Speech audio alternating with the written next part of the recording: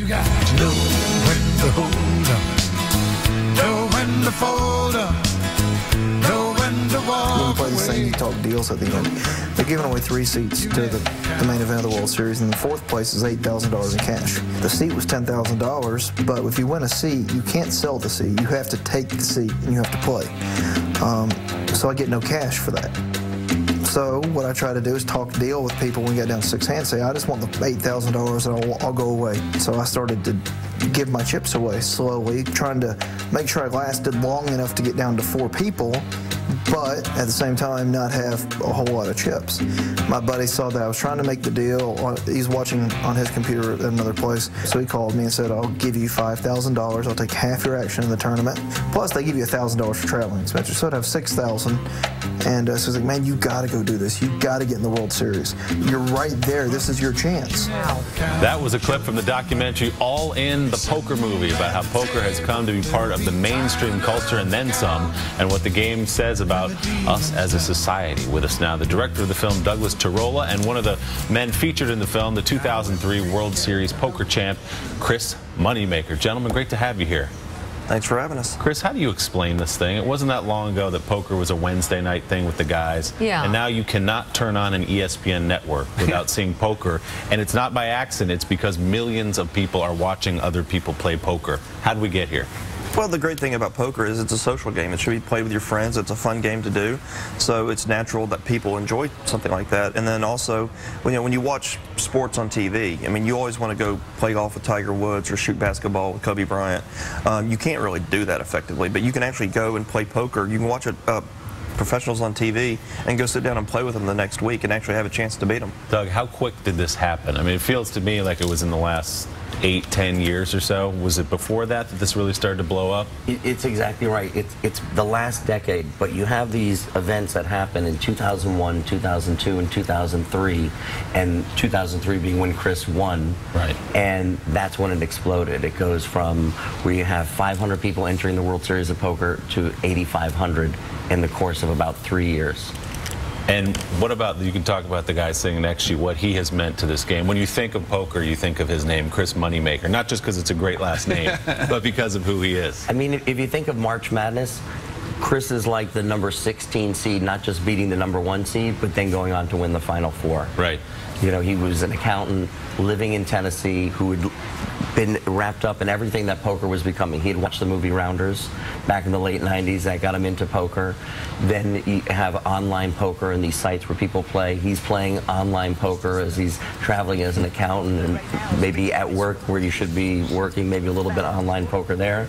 And then he enters into a tournament which gets him into the bigger tournament, which is the World Series of Poker, and he wins it. And then everybody sees, you know, I call him the Horatio Alger of poker in the movie. You know, everybody sees he can do it, and they're like, I can do it too. That's right. That's right. He's the American dream, but the poker American dream. So Doug, that's the storyline of the documentary, but there are numerous people involved in the documentary on screen. Doris Kearns Goodwin is one of them. What is she doing? Telling you that Lincoln played a pretty good hand? Well, the thing is, I just watched his show and I did all my casting from here. This is like they say, you cast your movie, you cast your fate. Yeah. So I'm like, I have to get her in it. I think she's great. I mean, we had Doris. We went up to Concord and interviewed her because we talk in the movie about presidents and politicians that play poker, and she goes through about how Nixon financed his first campaign by playing poker in the Navy to be congressman. She talks about Truman, who wrote a letter to his wife saying when they were dating, you know, I hope it's okay, I play poker, some people look down upon it, but I think it's okay. Eisenhower.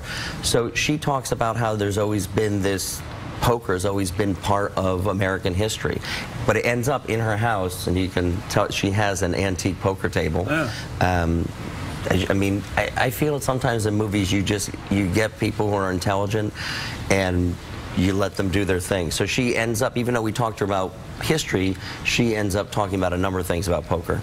All right, so Chris, explain poker to me. I mean, the concept of it, does it play into certain aspects of human nature? And which ones? And are all of them good?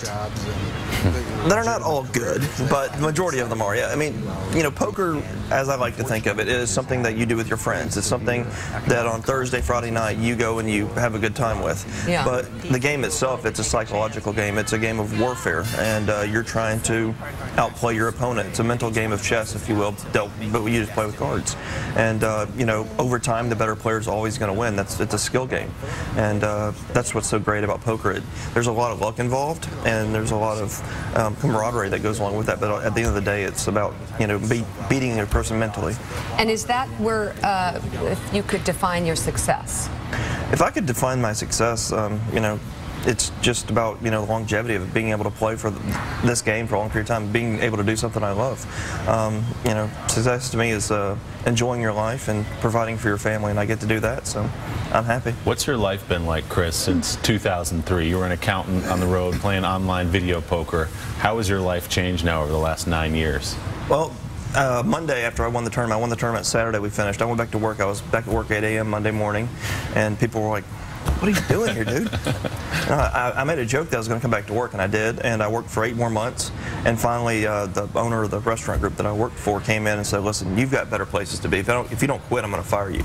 And so finally I said, "All right, well, I'll get someone else to come in and train them, and you know, I'll quit." So about February of '04, I quit and started playing poker full-time, and I've been doing that ever since. And you know, my life's filled with traveling around the world playing poker in exotic locations. I leave from here, I go to Italy, then I go to Monte Carlo, and it's definitely at first it was really weird. Doing this interview was not going to happen in 2003. They told me I was going on David Letterman the day after I won, and public speaking to me was like the biggest fear of my life. I couldn't do this interview 7 years ago probably, because I would be in the bag sweating. So on April 15th, when you fill out your income tax form, besides occupation, what do you put down? Yeah, exactly. Moneymaker. Yeah. Poker player. Poker player. That's great. Do you mind if I ask you how much money you've made playing poker? You know, it's in the millions. It's good. I don't really know, to be honest. My wife might know about that answer better than I do. So. I bet she does. I bet she's got it down to the penny. She manages all the money. I sort of let her do that side of it because it works out better that way. So, Doug, is this more than a fad? I mean, is this something that's going to continue on and get bigger from here? It's a good question. In the movie, Frank DeFord promises this is just a fad. I don't think it is. I think poker was a game that, if you look at movies in the 80s, you look at a movie like Can't Buy Me Love or Risky Business, the characters that are playing poker are the kids that can't get a date Friday night. If you look at movies now, you see someone like, what? Excuse me? But if you look at movies now, you have like George Clooney in Michael Clayton, and he's playing poker in the first scene of the movie, and it's to tell you he's intelligent, he's a risk taker. And I think because of the way people look at poker now, it's not going anywhere. When we started making the movie, I had to go buy a gift for somebody. I went to Restoration Hardware, and in the back of Restoration Hardware, they had poker sets. I think if it's made it to that point where they're selling poker there, it's not going anywhere. People just feel about the game differently. Turn on the TV, it's there every day, Mike. Wow. Every day.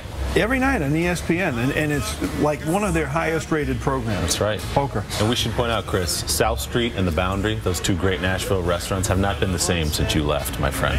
I miss them. I need to go back. Great places. Guys, it's great to have you both with us. Thank you. All In opens in New York City theaters tomorrow and available on video on demand on April 24th. Doug and Chris, thanks, guys. Appreciate it. And when we come back, Tim Tebow, shoved out of Denver by John Elway and Peyton Manning, finds a new home with the New York Jets, a team that, by the way, already has a young star quarterback. How's Tebow Mania going to play in the Big Apple? We'll talk about it next. My life is gonna be beautiful. I've sunshine enough to spread. It's just like the fellas